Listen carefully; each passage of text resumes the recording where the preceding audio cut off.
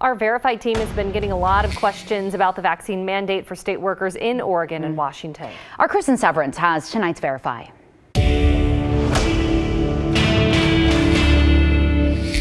We continue to get your questions about the vaccine mandates in Oregon and Washington. Remember, we are talking about the statewide mandates, not the federal plan announced by President Biden.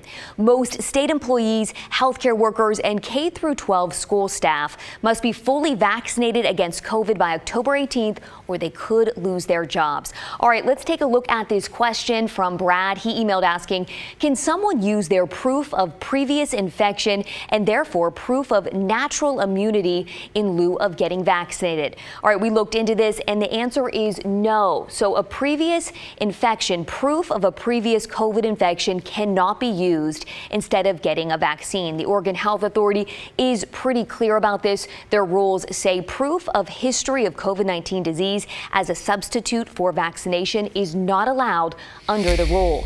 And in Washington, it's the same thing. Those who have had COVID will still have to be fully vaccinated by the deadline. All right, let's take a look at another question. This is something a lot of people have been talking about online. Can those who are fired for not getting vaccinated still collect unemployment benefits?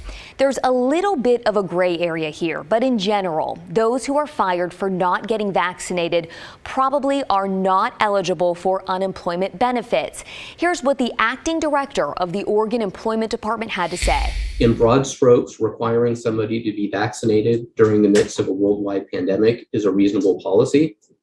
So if somebody doesn't follow that policy and they don't have a good reason, it very well could result in their not being eligible for benefits. But there are exceptions. Those who qualify for a medical or religious exemption would be eligible for unemployment benefits, even if they remain unvaccinated. Last week, we walked you through the entire exemption process and we got a lot of good questions.